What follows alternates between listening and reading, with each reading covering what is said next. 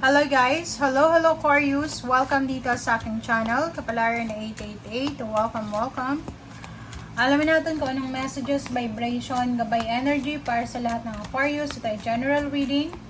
Ito ay portal message, portal opening, gateway opening, 33 March 3, 2025 para sa lahat ng Aquarius. So simula ito ngayong March 3. Okay, pwede mo itong mapanood a few days from now, or pwedeng few weeks from now, or few years from now. Okay. Aquarius. Smoky Kyanite. Wow. Okay. Ang ganda. Aquarius. Nako, Aquarius. Makinig ka.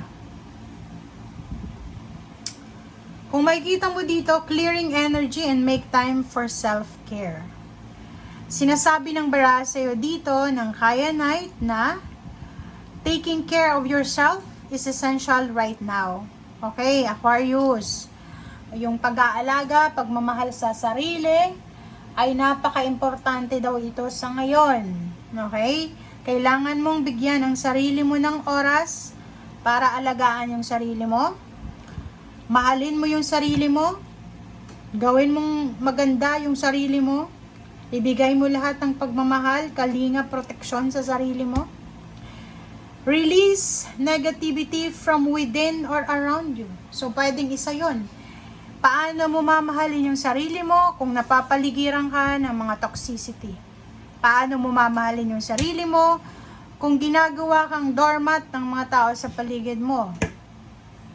Paano mamahalin ang sarili mo kung wala ka ng oras para mahalin ang sarili mo kasi busy ka sa pagpaprioritize sa ibang tao?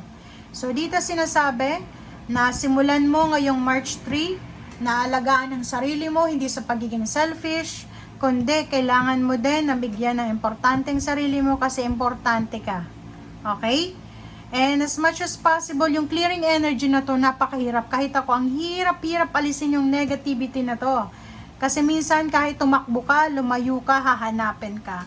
So, as much as possible, kailangan mong umiwas sa mga taong pwedeng magdala sa'yo ng negative emotion. Mga taong parang ititrigger niya yung emotion mo. Like, yung mga taong ito na papasok sa buhay mo, iti-trigger yung emotion mo, gagalitin ka, and then magmumukha silang biktima.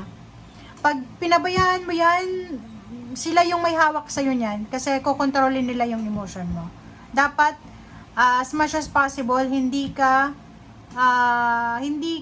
parang, halimbawa, may taong tinitrigger ka, iniinis ka, hayaan mo lang sila, huwag kang magalit, kasi pag nagalit ka, it's a win point yun sa kanila na pwede ka nilang i-manipulate kasi na-control nila yung emotion mo.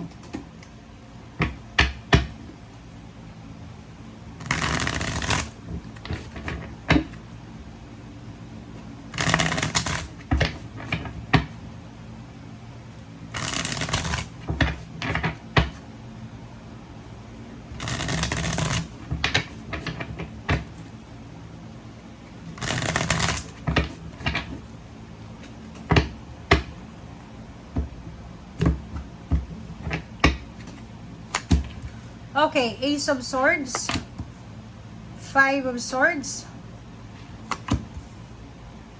Wow. Okay, so dito, Aquarius, kung makikita mo, sinasabi ng baraha sa'yo na isang balita or isang information, isang communication, ang posibleng darating sa'yo. So, posibleng makakatanggap ka ng balita, makakatanggap ka ng information, communication, na pwedeng magbigay to sa'yo ng confusion. Okay?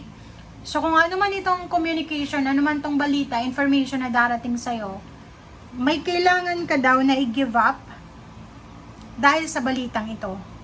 So, ibig sabihin, for example, may trabaho ka na,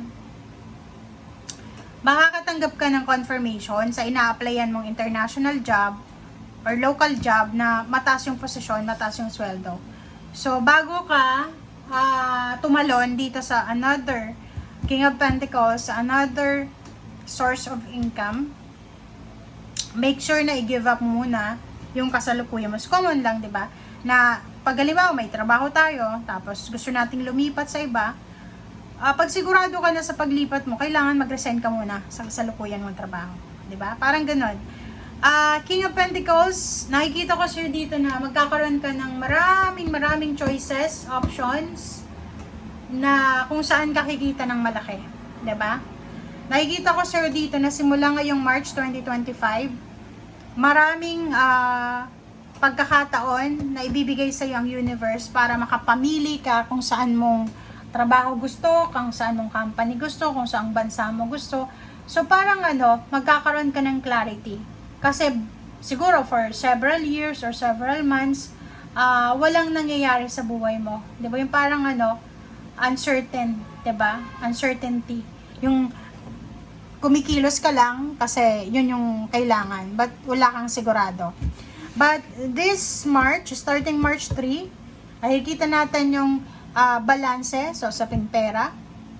If you need money, may perang pwedeng darating. If someone need money din, diba? Pag may mga kapamilya ka na kailangan ng pera, pwedeng makapag-share ka din. So, dito sa sisimulan mo, is either business, is either work, nakikita ko sa'yo dito na makakahawa ka ng limpak-limpak na salapi. And then, magiging balance yung pera mo. Magkakaroon ka ng savings, and at the same time, may time ka pa rin, may energy, may money ka pa rin para maka-help sa mga taong in need. Okay, wow.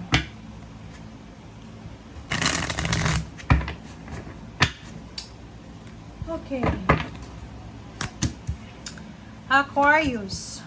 Wow. Okay, so nakikita ko sir dito, meron sa inyo dito na Aquarius na posibleng makakaramdam ng sobra-sobrang excitement. Makakaramdam kayo ng sobrang excitement, makakaramdam kayo ng sobra-sobrang saya. Kasi may mga past relationship kayo. It's either past relationship, past loved ones, past friends, or kung ano man to na nangyari sa past mo, ang posibleng babalik sa'yo. So, pwedeng sa ngayon mismo habang nanonood ka, may posibleng yung ex mo or dati mong kaibigan ay iniisip niya na kontakin ka sa mga social media platform. And nakikita ko sa'yo dito na sobra-sobra kang magiging excited. Tingnan mo, hindi lang sa relationship yung babalik sa'yo, kundi yung pera din.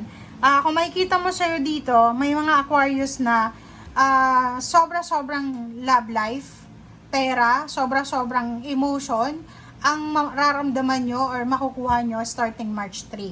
Okay? So, King of Swords, nakikita ko sir dito, siguro kung love life to, wala ka nang pakialam kasi moving forward ka na and mas priority mo ngayon ang pera.